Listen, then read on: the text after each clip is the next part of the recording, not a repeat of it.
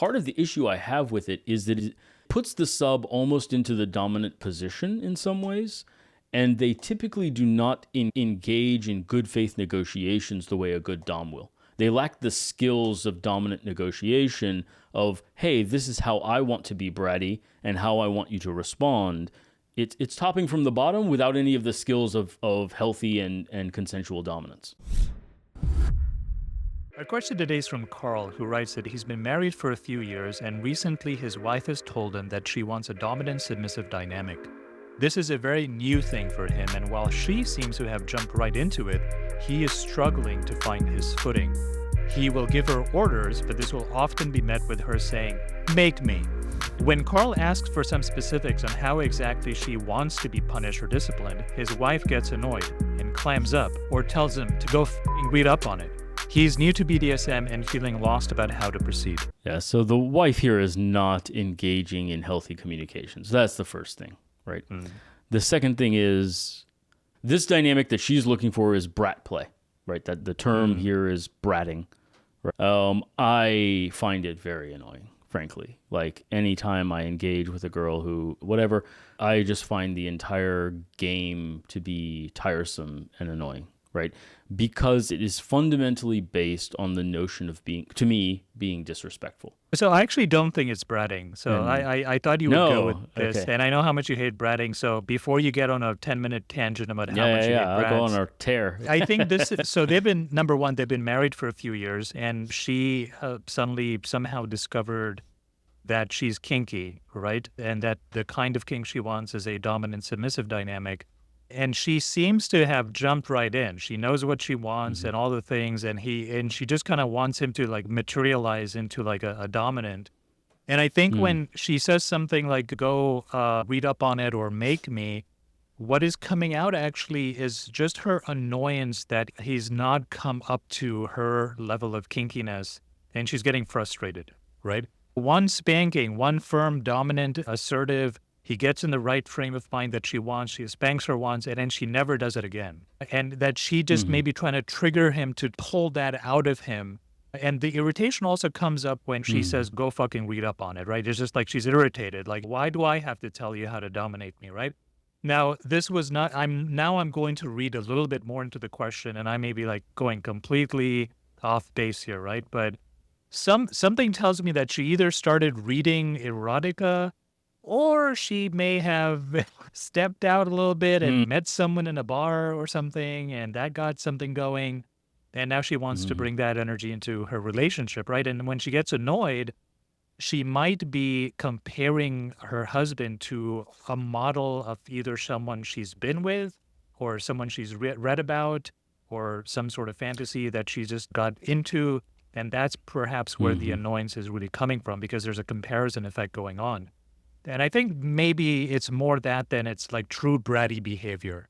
That's my guess. I mean, we're just guessing here. We don't have enough information. We're speculating. Yeah. I would still class that as bratting. So I would follow up with, as much as I dislike bratty behavior, any and every sub I've ever dated has needed to be bratty at some point. And it's not ever permanent. So it might be once every year, right? Yeah, and they're just making sure that you're still dominant. It's what the other people would call a shit test, right? Yes, it's they just want to feel that, to make sure that submission is still being enforced and controlled. Still solid.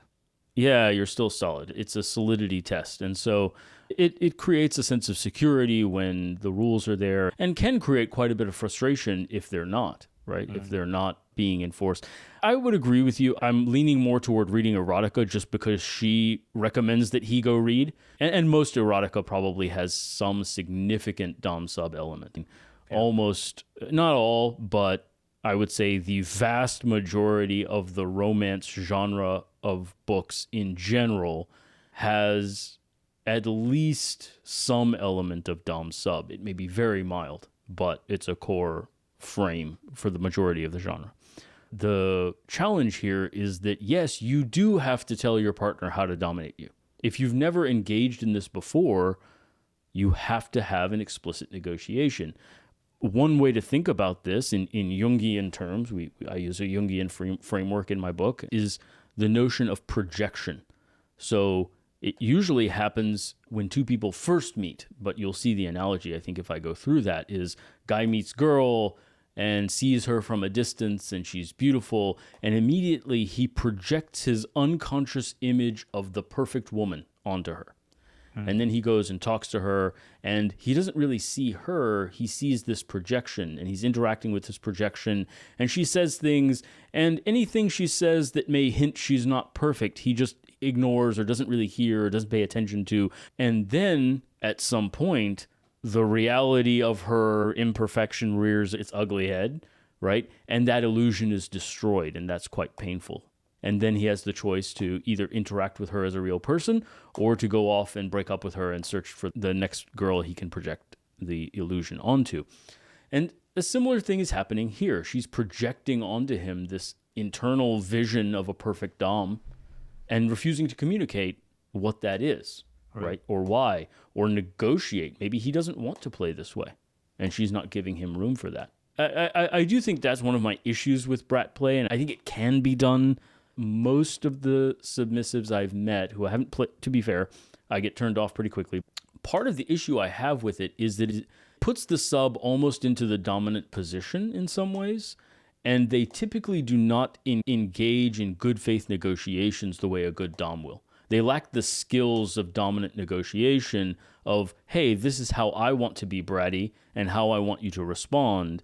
It's topping from the bottom without any of the skills of healthy and consensual dominance. They're skipping out on that responsibility, even though they're sort of taking on a bit of a controlling role about controlling how the play goes and how they want it to go. And so that's part of the issue, is you also then need the skill set of a dominant to negotiate that in a healthy way. All that aside, I think that's sort of what I'm seeing here, is that she is projecting this image of how she ideally wants him to respond, and he's confused, and then she gets irritated because he's not matching her fantasy, but refuses to communicate about her fantasy.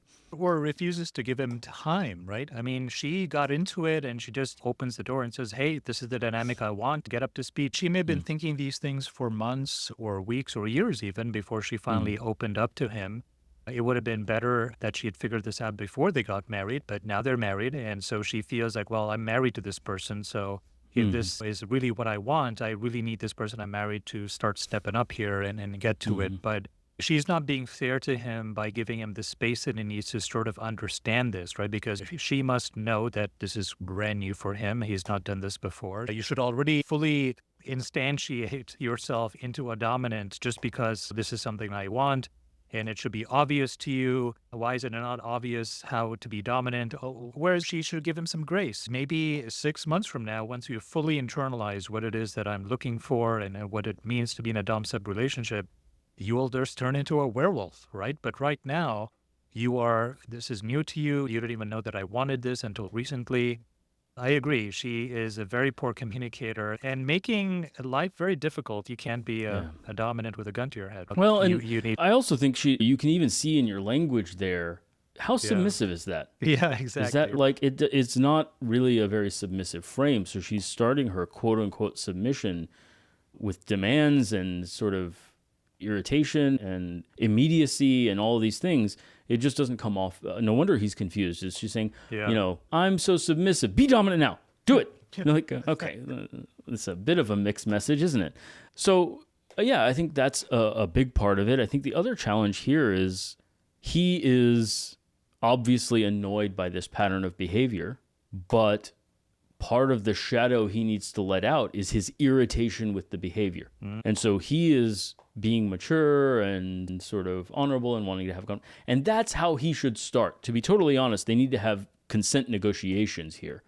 But what she may be looking for and ultimately where they may go, if they can figure out, if she can put her shit aside long enough to have a reasonable negotiation and talk, is he could let out that annoyance and be like, you're not in control. Don't tell me what to do or how to do it. Go do what I said, right?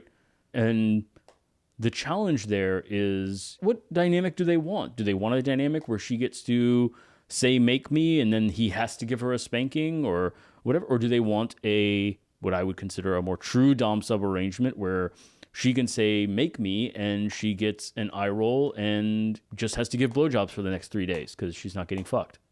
Well, what's the arrangement there? Is it a way for her to get control, or is it a way for her to...